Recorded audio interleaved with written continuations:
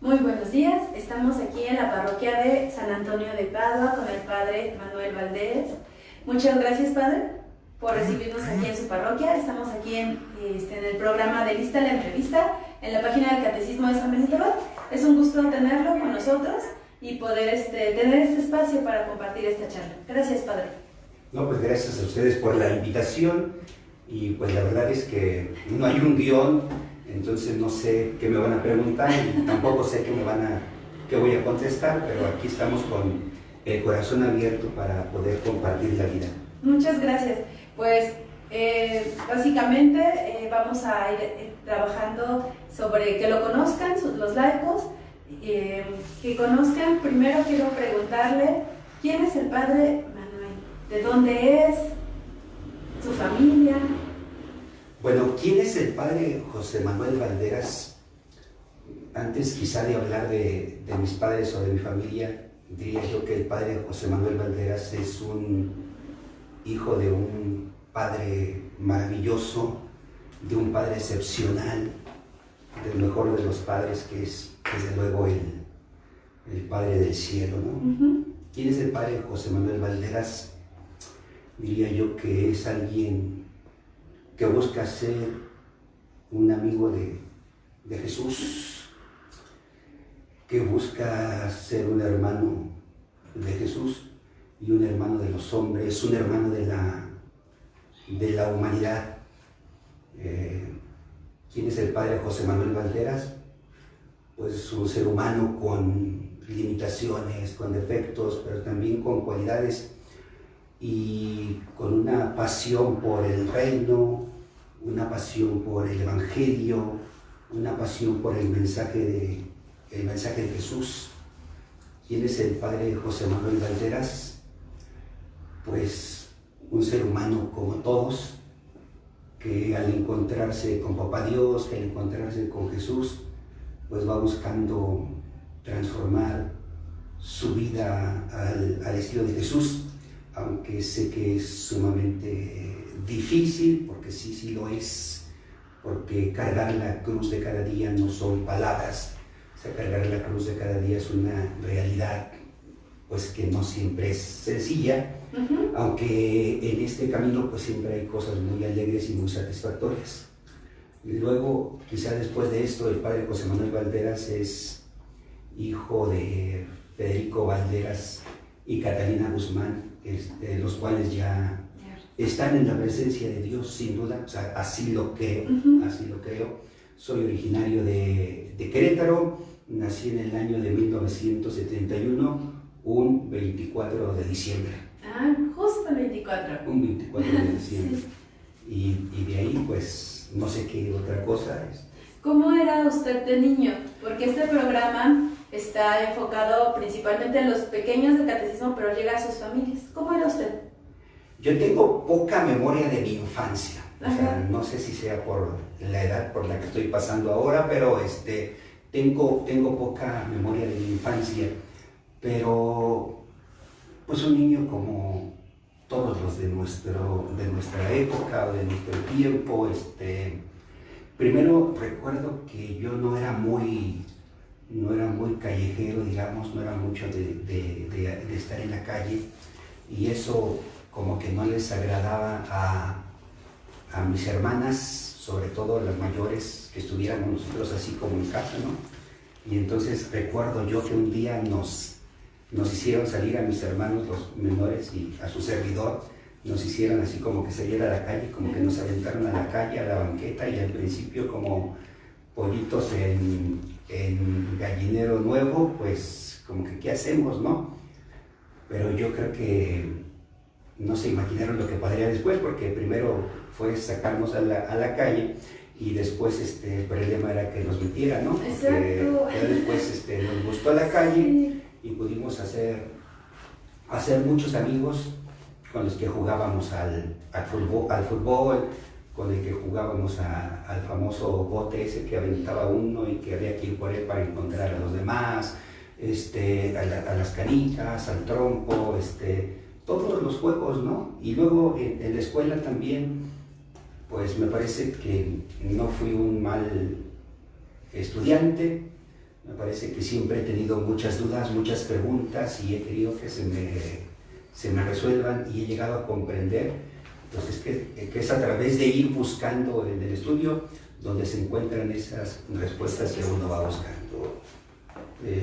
Pues yo creo que un niño como todos, pienso que como todos. Muy bien. Y padre de Querétaro, que usted vive allá, ¿cómo es que descubre su vocación y llega aquí?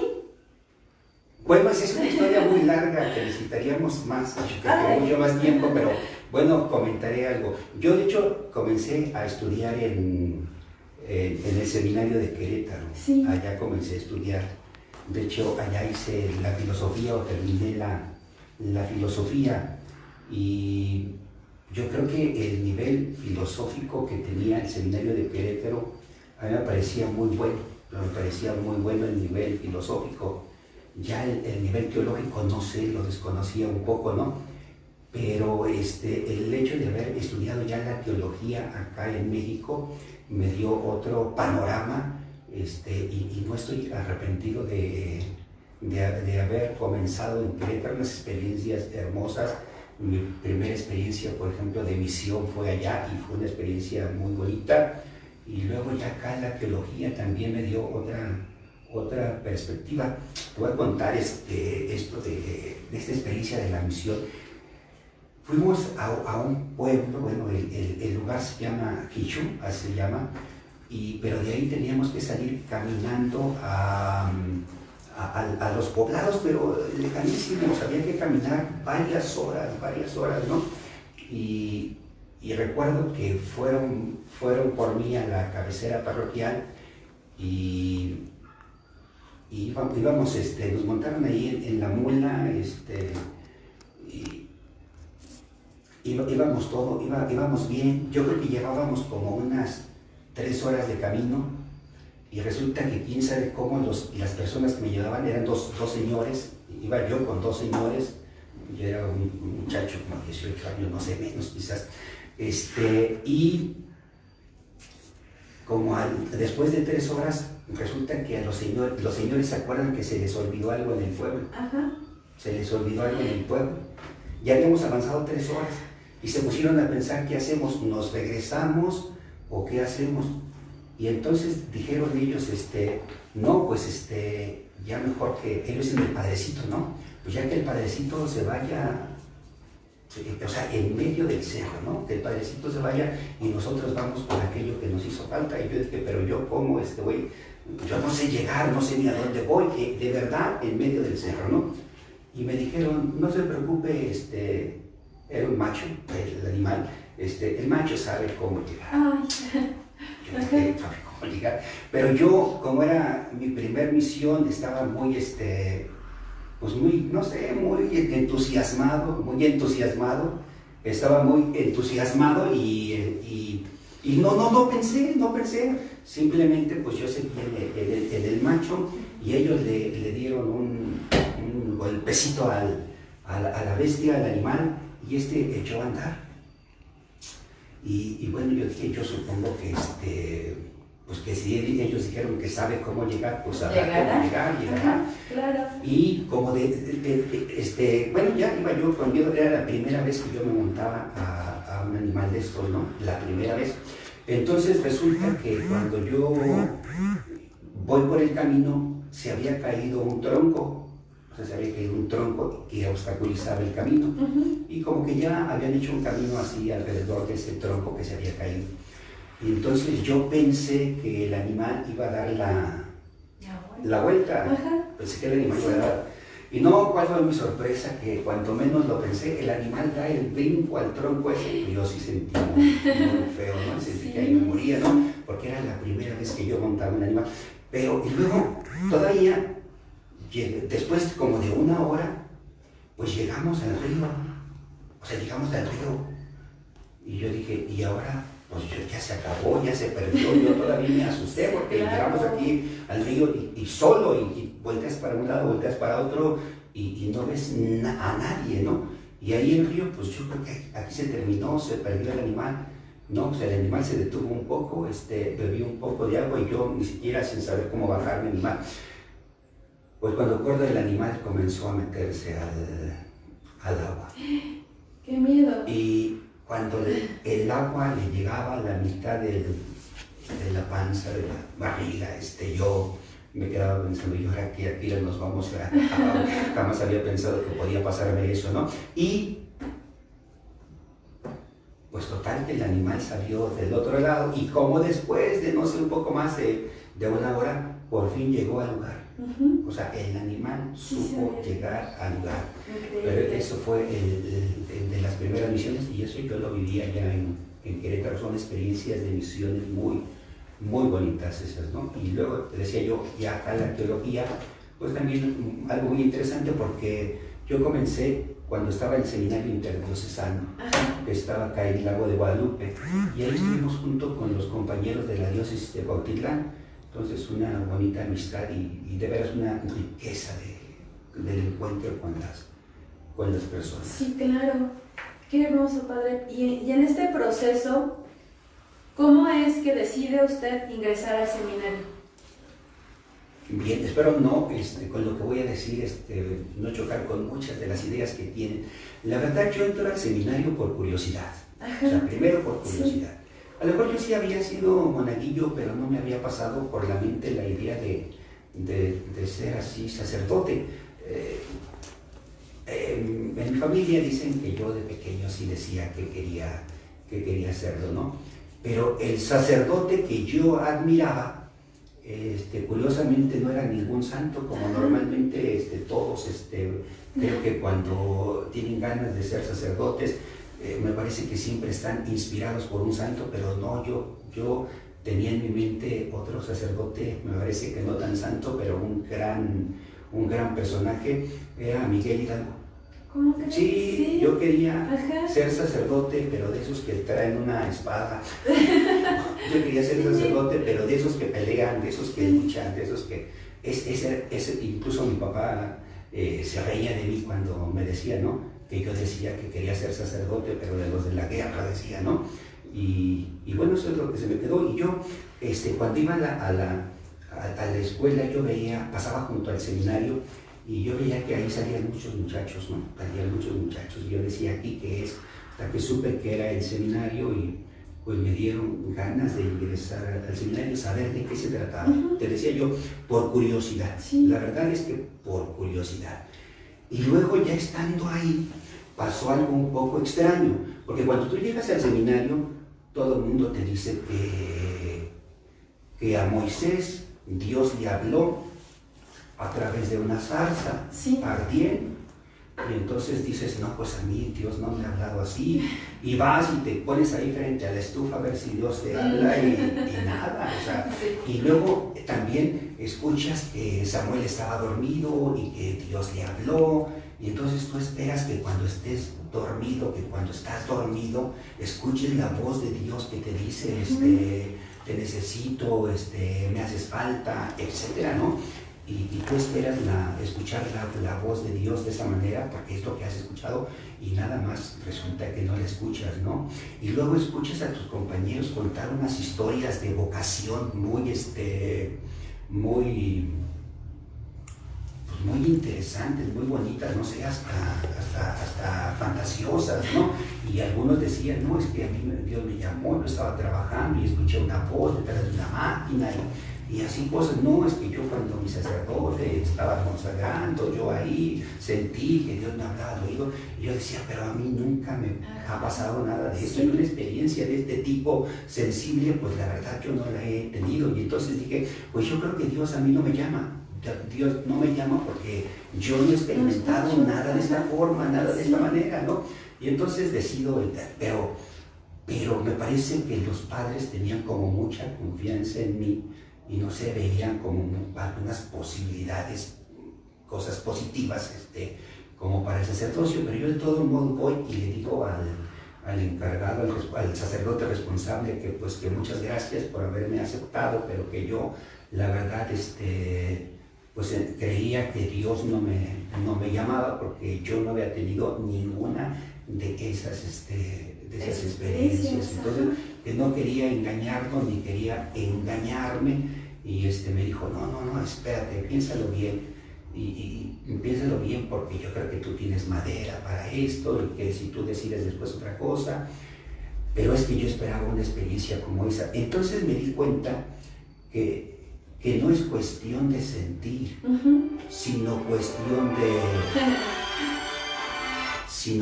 de creer. Y entonces lo que yo descubrí en relación con la vocación, que no se trata de tener, porque ya después me di cuenta que muchos de ellos habían creado esa historia o creado esa fantasía para que no los fueran a despedir, o para que no les dijeran que no tenían vocación, y entonces se habían inventado esas historias. Pero yo me preguntaba, ¿entonces Dios nos los llamó? No, claro que Dios los llamó, pero no era de esa forma, porque no se trata de oír que Dios te llama o de sentir que Dios te llama. Yo creo que se trata de creer que Dios te llama. Entonces yo creí que Dios me llamaba, aunque yo no había sentido ni había oído que Dios me llamaba. Y entonces dije, pues esto es cuestión de fe, no cuestión de sentimiento. Claro. Y si nos vamos a mover por la fe, pues voy a hacerle caso al creer más que al sentir. Y fue ya que me quedé ahí. Ajá, y así decide. Y así, bueno, y ahí sigo y ahí me quedo, ¿no? ¿Cuántos años tienes de ordenado? Soy muy malo para las cuentas, pero supongo que deben ser como 20 más o menos. 20 años. 20 años les hace. Mucho tiempo. Gracias pues a Dios. Sí, ya es algo de tiempo, sí. Sí, qué bueno. Qué bendición que descubrió mediante que la fe es lo que lo mantiene ahí. ¿Y qué es lo que lo mantiene aquí? Sí. Definitivamente, yo creo que es eso, padre.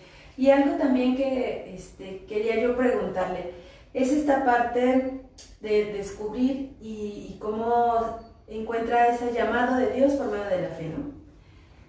Nosotros aquí conocemos que dentro de nuestra arquidiócesis está el proceso del agua al Espíritu. Sí. Yo sé que usted participó en este proceso. Sí. Y nos quiere platicar cómo fue esta parte, cómo fue su participación, porque yo sé que usted diseñó esta experiencia, si no estoy equivocada, y si estoy me corrige. ¿Cómo fue esta experiencia? Bueno, a mí me pidieron, y a ver, lo voy a decir como es, espero igual no decepcionar o alguna cosa, ¿no? Bueno, me pidieron que pudiera organizar el retiro querigmático y me dijeron que lo basara en el método de la Lección Divina y que me basara en el capítulo 1 y capítulo 2 del Evangelio de San Marcos. Y eso fue lo que yo hice. A mí me parece que el retiro del agua al Espíritu tiene muchos elementos positivos, porque es trabajo de reflexión, es trabajo de tiempo, y además pues se le presentó primero a 20 sacerdotes para que de alguna manera vieran el contenido, pero me parece que es muy difícil transmitir lo que uno quisiera. Es que mira, el retiro del agua al Espíritu, pues así lo dice, el agua es el bautismo de Juan.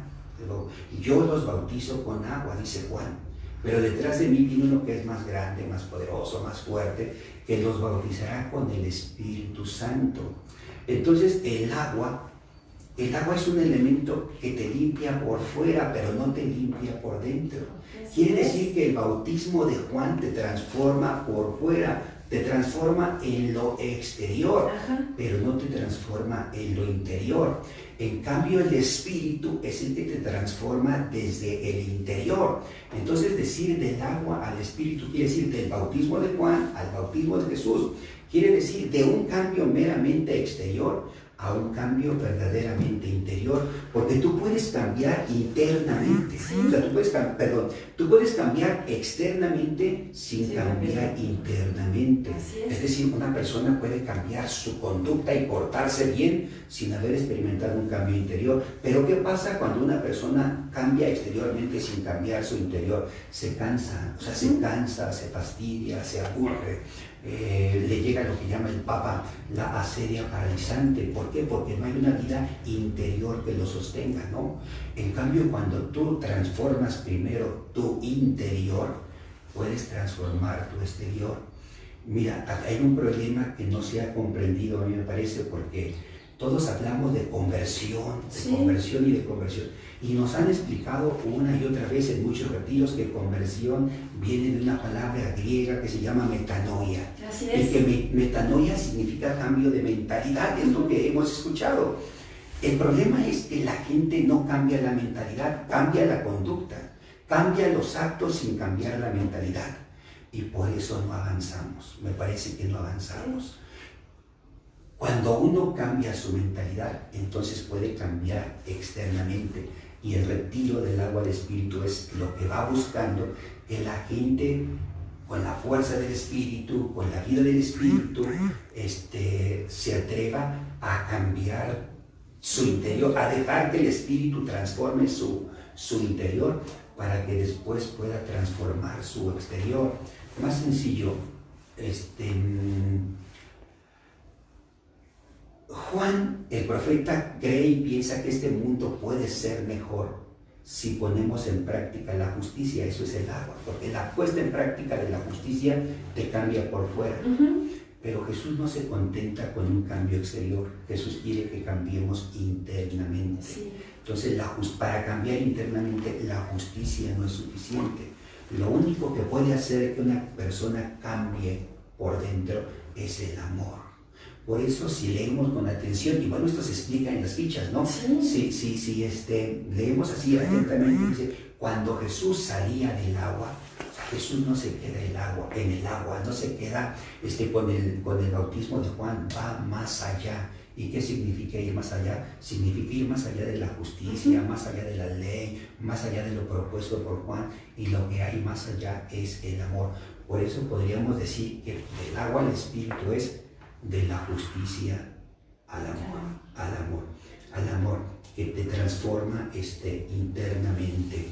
Y yo vuelvo a repetir, me parece que la falla está en que muchos cambiamos externamente sin cambiar internamente, y por eso ahí vamos, nos cuesta más trabajo vivir nuestro cristianismo, o nos cuesta más trabajo vivir nuestra fe. Y bueno, yo me sujeté a la lección divina y traté de aportar incluso alguna dinámica, algún énfasis en el mensaje, etcétera, ¿no?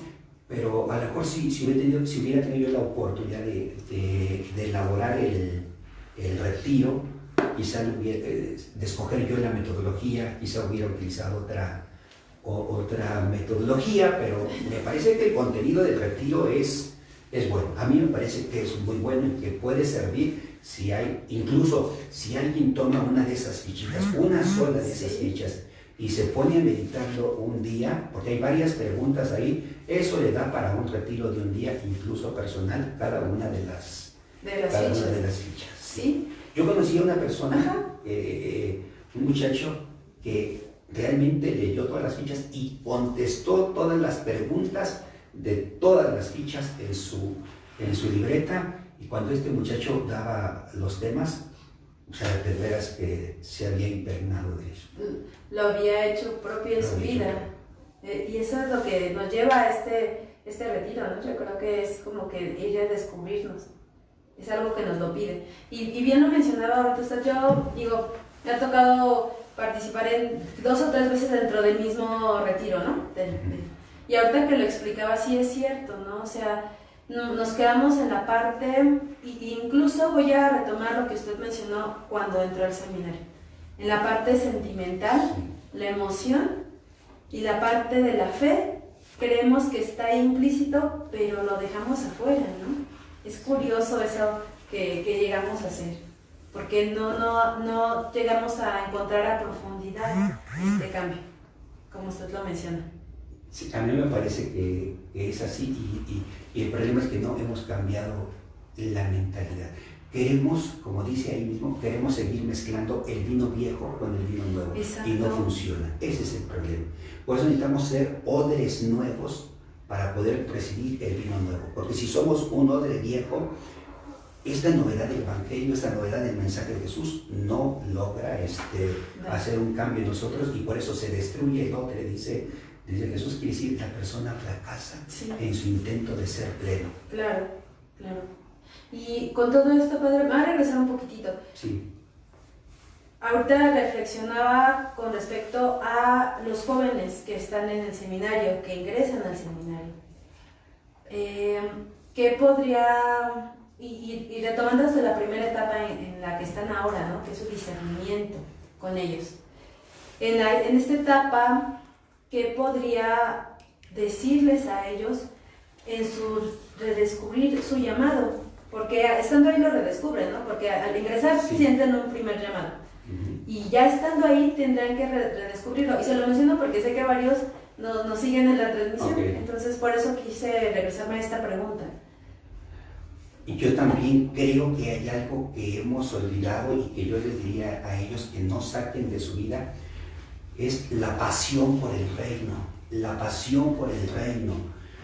Mira, el centro de la predicación de Jesús fue el reino de Dios. El problema es que nosotros confundimos el reino de Dios con la vida eterna, y no es lo mismo. La vida eterna es parte del reino de Dios, y si alguien quiere tener vida eterna tiene que morirse para que inicie la vida eterna. Pero para construir el reino de Dios, la persona tiene que vivir, comenzar a vivir en plenitud su vida. Entonces, el punto central de la predicación de Jesús fue el anuncio del reino. Y nosotros hoy hemos predicado muchas cosas, predicamos tantas cosas, pero nos hemos olvidado de lo fundamental que es la predicación por el reino. Pero ¿por qué Jesús predicaba el reino? Porque tenía, así lo dicen muchos, ¿no? Tenía una pasión especial por el reino. ¿Qué es el reino? El reino es muchas cosas, una parábola no es suficiente para explicarlo. Por eso Jesús utiliza un montón de parábolas y en cada una explica un aspecto del reino de Dios o del reino de los cielos, ¿no?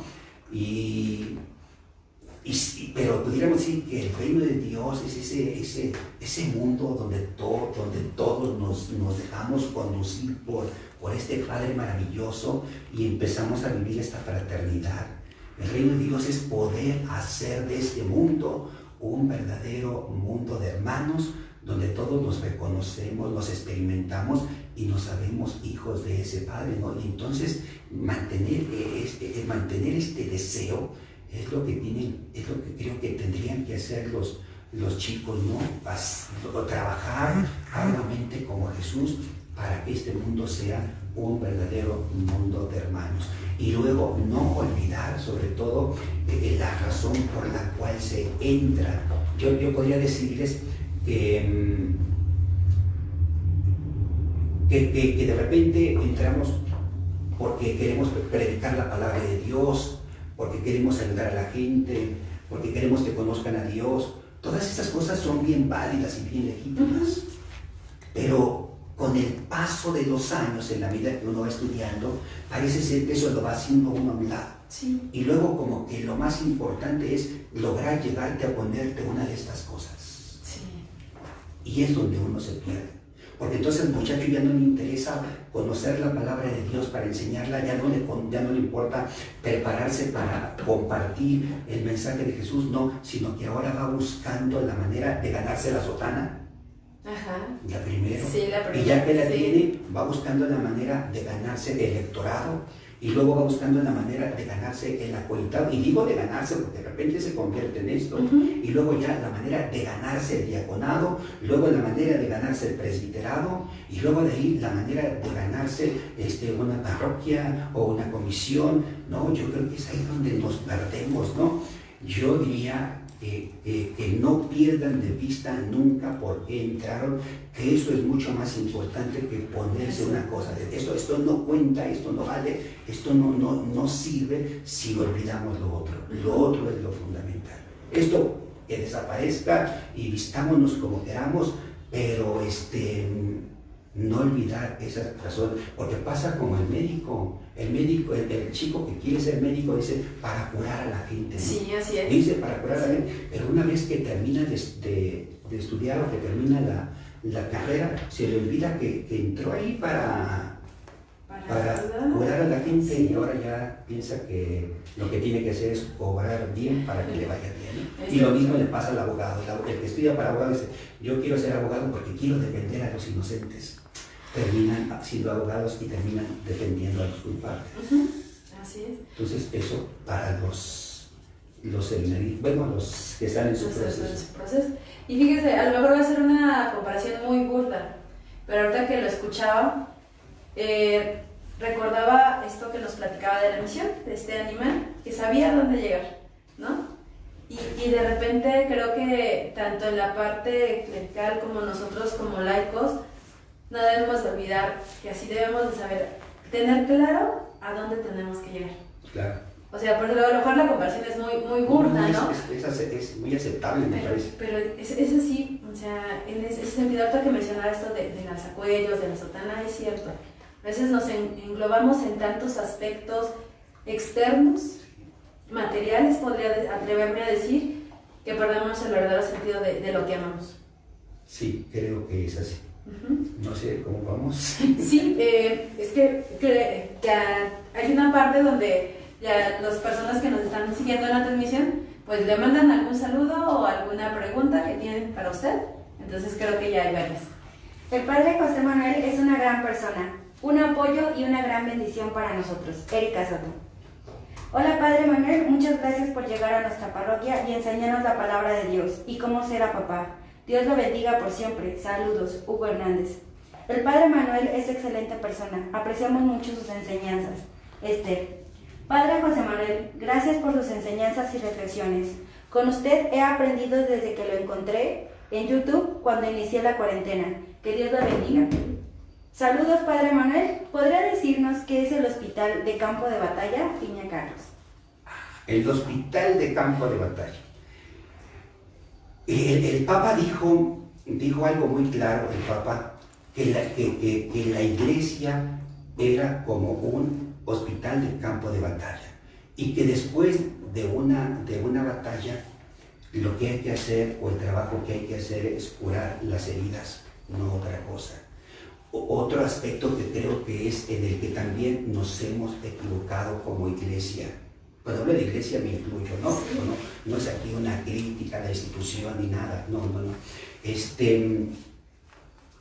Durante mucho tiempo la Iglesia vivió preocupada y ocupada del pecado de sus hijos, pero se olvidó del sufrimiento de sus hijos. Okay. Y me parece que la labor de Jesús, el buen samaritano, o el samaritano compasivo, estuvo más enfocada, podrán decir los dogmáticos otra cosa, pero estuvo más enfocada en aliviar el sufrimiento de sus hermanos, que andar buscando quién era pecador o quién no era pecador. O sea, me parece que el trabajo de Jesús fue un trabajo de ir sanando y de ir curando heridas. Entonces, cuando yo escucho al Papa decir que la Iglesia es como un hospital de campo de batalla donde se tienen que curar las heridas, pues digo, hay que hacer algo, porque sí es cierto, estamos ocupados si la gente peca o no peca, quitarles lo pecador, pero no les ayudamos a quitar el dolor, a quitar el sufrimiento, a quitar todo eso que vienen cargando. Entonces, el hospital de campo de batalla es un retiro que ayuda a curar las heridas de la infancia, las heridas de la adolescencia, las heridas de la juventud, pues las heridas incluso que hoy se dice podemos traer incluso antes de nacer. A ver, voy a ver si lo puedo, voy a cantarles una estrofa de uno de los cantos del Hospital de Campo de Batalla, que se supone que no, estos cantos no los hacemos públicos porque son solo para quien vive en retiro, como en muchos retiros, ¿no? Sí. Son tantas cosas que te quisiera contar, son mil heridas que no han podido cicatrizar. Son tantas cosas que te quisiera contar,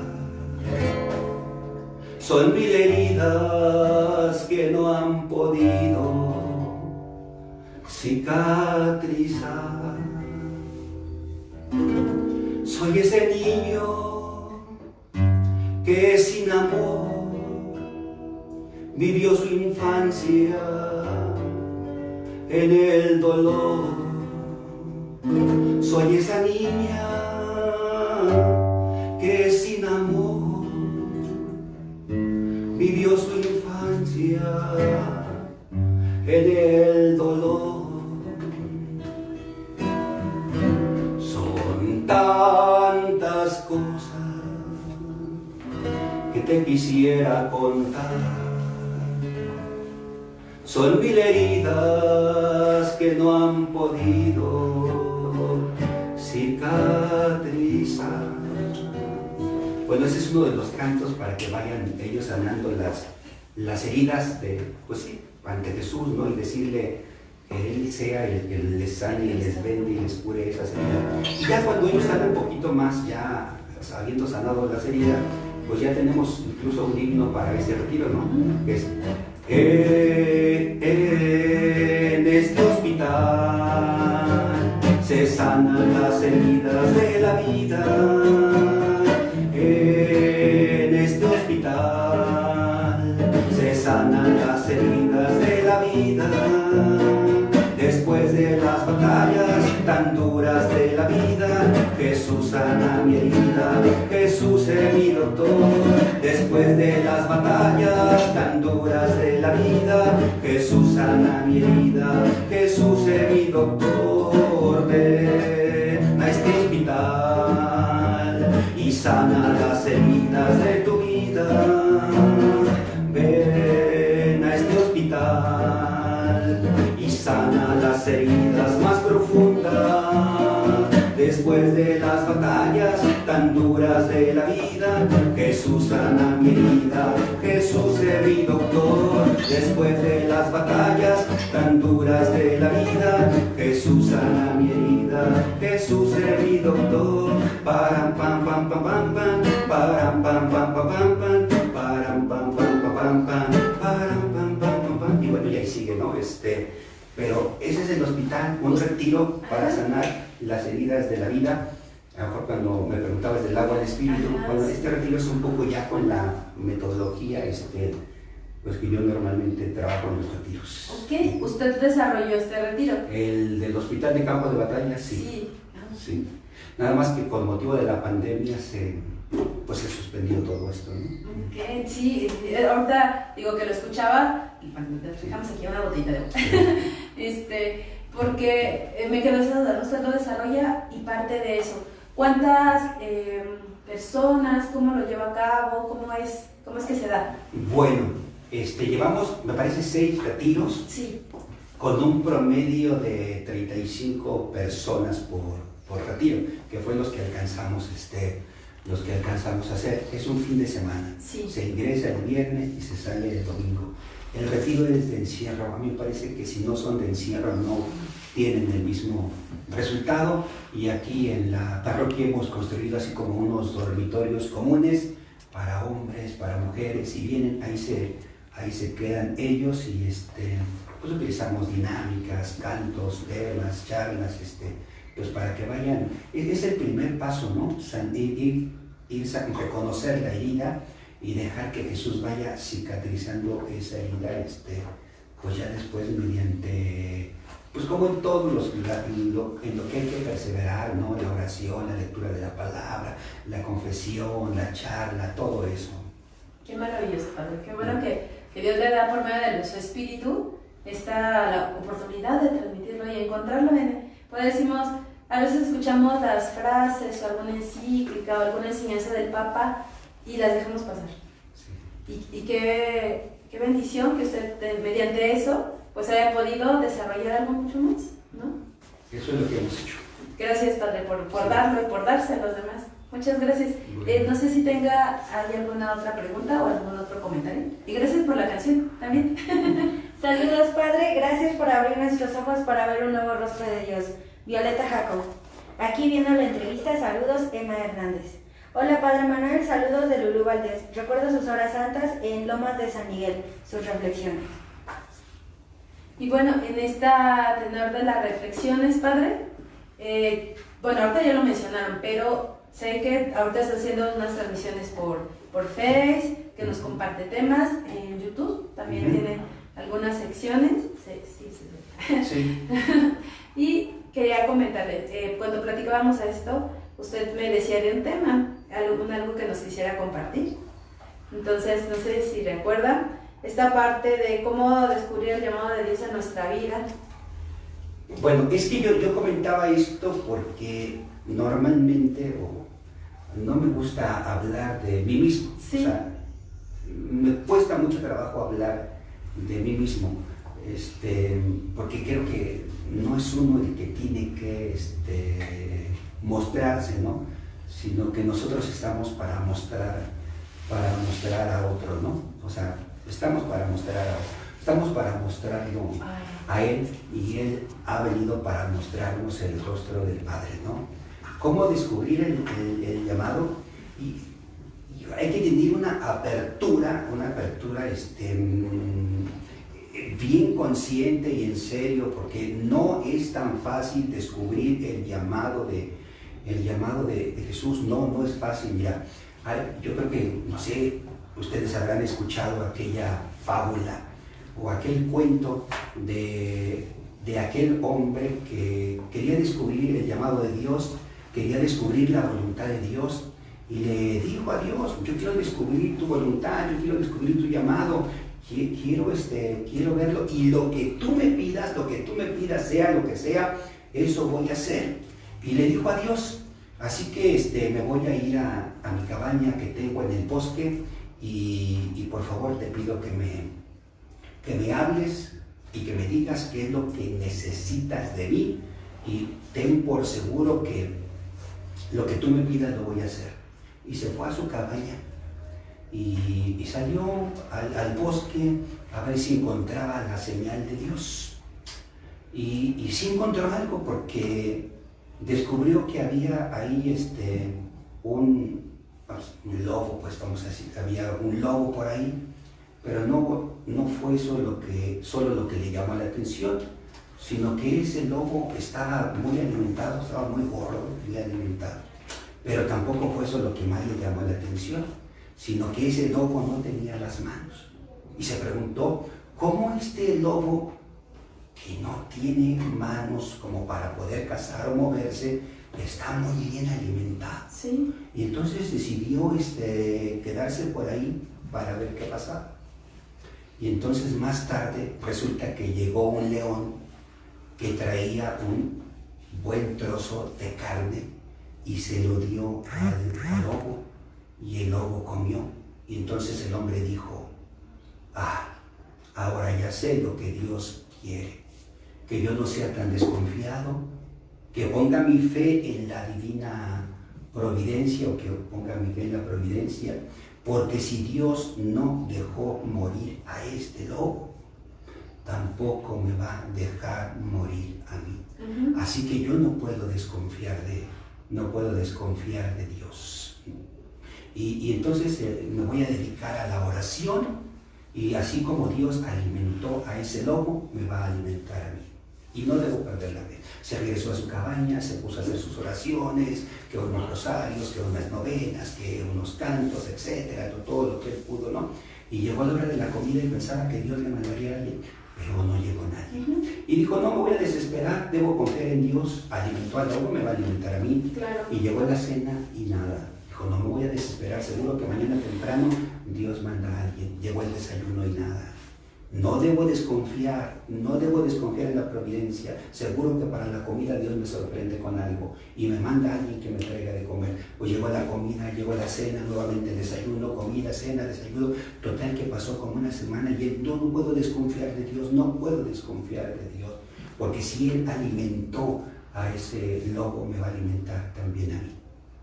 Resulta que cuando ya estaba a punto de desmayarse, se le apareció Dios. Y le dijo porque qué bobo era, ¿no? Ajá. Porque no había entendido su mensaje. Pero ¿cómo no? Si yo vi muy claramente que tú alimentaste al lobo. Y le dijo Dios: ¿sabes? Yo no te pedía que fueras como el lobo. Lo que yo te pedí es que fueras como el león. Que ayudaras. Pero nosotros, si no estamos abiertos, si vamos buscando lo cómodo, lo fácil, lo sencillo, no vamos a descubrir el llamado de Dios. Entonces, descubrir el llamado de Dios y la voluntad de Dios no es algo tan sencillo ni nada tan fácil. Hay que ir con los ojos y el corazón bien abiertos y dispuestos a que el que hable sea Dios, no los que interpretemos seamos nosotros, uno. Y segundo, que tenemos que aprender a tomar las riendas de nuestra vida nosotros y tomar la decisión, porque el llamado de Dios está ahí. El problema no está en el llamado, el problema está en la respuesta que le damos, ¿no? Cuidado, otra fábula, digamos, para que tengamos cuidado. Dicen que iban dos frailes montados en un asno, iban a misionar y querían que Dios les dijera dónde quería llevarlos,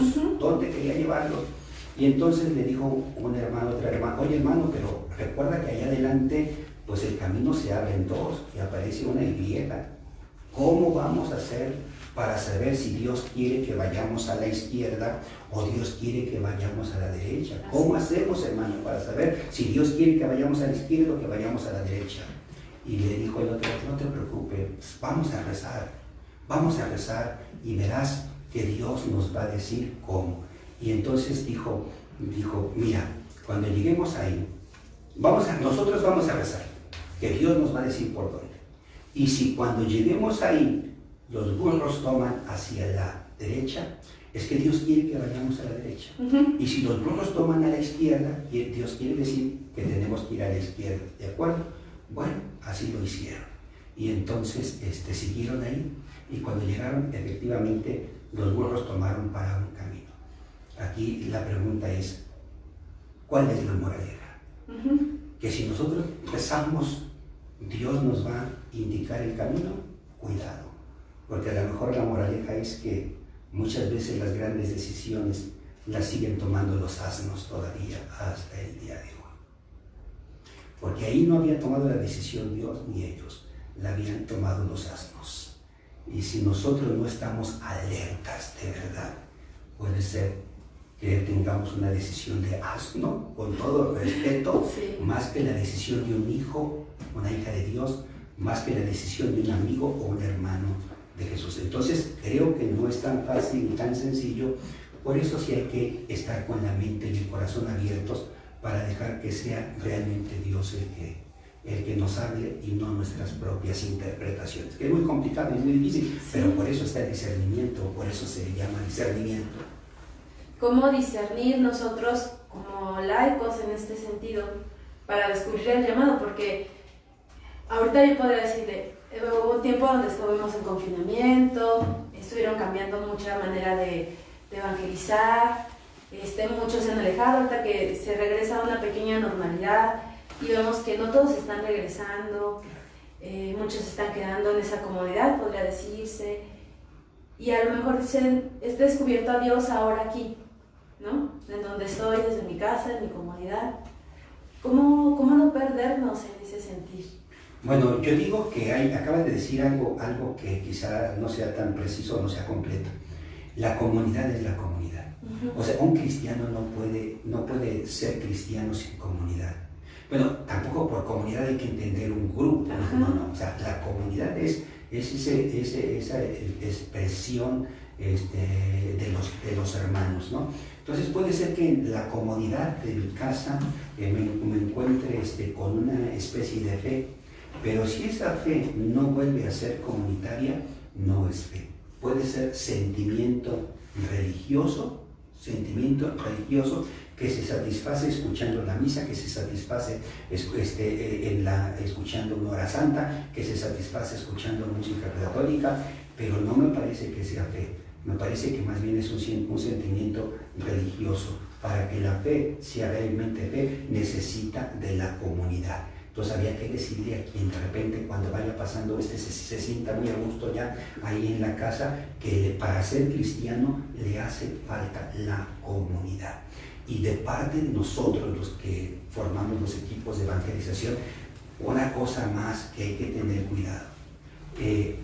Se trata de evangelizar, no de entretener, porque nosotros hemos confundido evangelización con entretenimiento.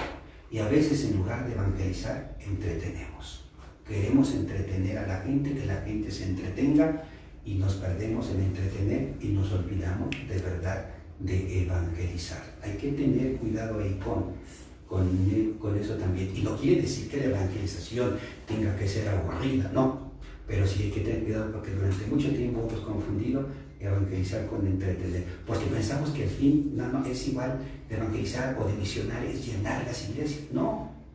Es transformar los corazones para lo que yo decía hace un momento, para que construyamos juntos el reino de Dios. Creo que por ahí va el asunto. Y yo espero dejar más preguntas que haber contestado las que se hicieron.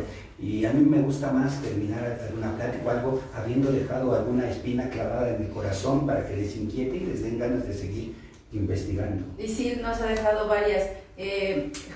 Bueno, yo que lo estoy escuchando y muy seguramente todos aquellos que nos están siguiendo a través de esta transmisión, ha dejado varias espinitas. Sobre todo en esta última que menciona. Evangelizar no es entretener. No, sí. Y ahora que nos han pedido, bueno, no nos han pedido, el mismo andar de la sociedad actual nos ha pedido que utilicemos estos medios digitales, que no caigamos también en eso, porque se puede estar cayendo, ¿no? Sí. Entonces, sí, la verdad es algo para meditar. ¿Hay alguna otra intervención? Sí. Saludos de la parroquia de la Eucaristía. Aquí estuvo con nosotros en sus inicios con el padre Sergio Peña. Nosotros asistimos a su ordenación en la Basílica de los Remedios, Conchita Mendoza. Padre, gracias por todas sus enseñanzas y oraciones. Sus reflexiones nos han enseñado a ser mejores personas. Es un gran pescador de hombres. La familia Rodríguez Otelo saluda y lo quiere mucho. Bueno, pues hay varias personas que lo siguen y simplemente con esta familia que menciona que desde su ordenación. Sí. Ahí estamos con ustedes en ese caminar. Sí. Entonces, sin duda, seguimos orando por usted. Gracias. Y por todos los sacerdotes. Y para ir cerrando, Padre, esta entrevista, nos gustaría que nos compartiera cómo debemos de vivir nuestra fe ahora, una fe en esta nueva normalidad. Se utiliza mucho esta palabra y me parece que hemos utilizado esta palabra, ya está como de moda. Sí, yo la he utilizado. Sí, entonces, ¿cómo podemos vivir ahora nuestra fe? ¿Cómo redescubrir nuestra fe? Bueno, yo tengo también un pensamiento un poco paralelo a esto. Yo escuchaba una ponencia, una conferencia hace algunos, no sé si algún mes, poco más, poco menos, y lanzaban esta pregunta, ¿no? ¿Cómo la iglesia tiene que actuar en esta nueva normalidad? Y decían que parece que la iglesia no estaba haciendo algo. Y luego salió alguien a defender diciendo que no, que sí, que la iglesia estaba haciendo esto, estaba haciendo el otro, estaba haciendo aquello. Pero yo me di cuenta que quien estaba defendiendo, diciendo que no, que sí, que la iglesia estaba haciendo esto, estaba mencionando cosas que ya se hacían antes de la pandemia. Entonces a mí me parece que hay quienes desde antes de la pandemia ya han puesto en práctica la caridad, ya han vencido el egoísmo, ya están enamorados de Jesús, ya están en acción. Me parece que hay un grupo que ya desde antes de la pandemia, que no necesitaron de la pandemia para despertar o que no necesitaron de la pandemia para ponerse a hacer algo, para cambiar o transformar, sino simplemente llegó la pandemia y ellos continuaron con su vida de caridad, con su vida de amor, con su vida de fe, con su vida cristiana. Y vino la pandemia y los sacudió, pero ellos estuvieron fuertes porque desde antes habían construido su vida sobre la roca y no sobre la arena. Pero también es cierto que hay quienes, porque hay quienes no estaban haciendo algo. ¿Qué digo yo para ellos? La pandemia nos ha regalado ya ahorita 5 meses, estamos vivos, nos han regalado 5 meses para ponernos en paz con los demás. Pregunta, ¿ya estamos en paz con los demás? ¿Hemos aprovechado estos 5 meses o nos hemos ocupado más de no contagiarnos, de no contagiar? Que está bien, sí, que está bien, pero nos ha regalado 5 meses, 5 largos meses para ponernos en paz con los demás y con nosotros mismos. Pero hay personas que están igual que el primer día de la pandemia, en pleito consigo mismos y en pleito con los demás. Pues a ellos decirles que pues tratar de la pandemia, pues no verla solo como como una amenaza, sino como esta oportunidad de un nuevo renacer, de ampliar los horizontes de vida y de tratar de ser mejores seres humanos, mejores personas. Entonces, esto para quienes la pandemia pueda ser para que despierten de todo aquello que estaban adormecidos. Un despertar para todos. Un despertar, sí. Sí, porque el problema es que nos cuesta trabajo despertar y nos cuesta trabajo aceptar que estamos dormidos.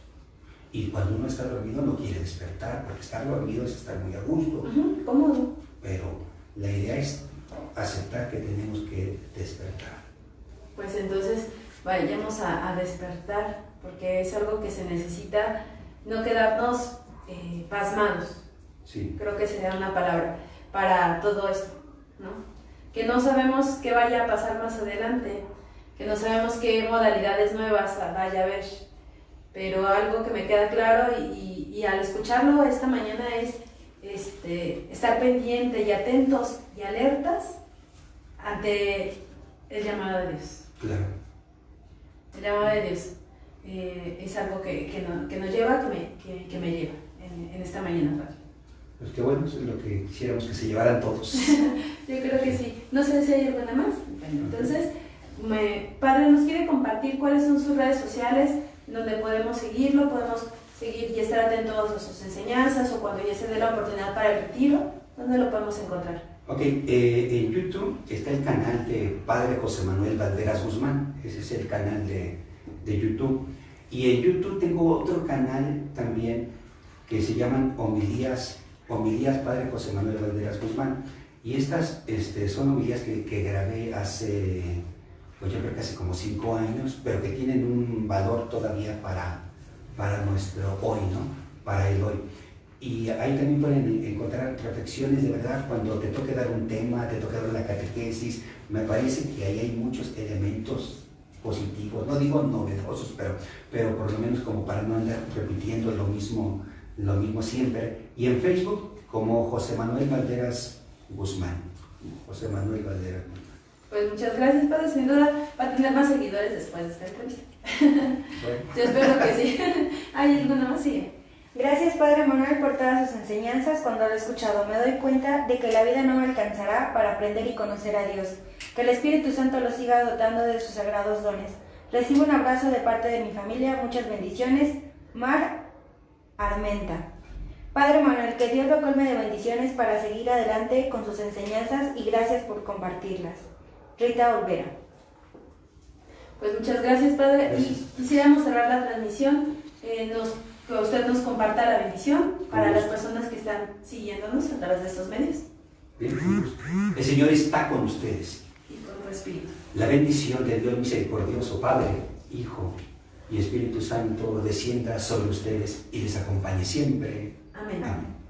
Muchas gracias, Padre, por esta entrevista, por esta charla tan amena durante esta mañana.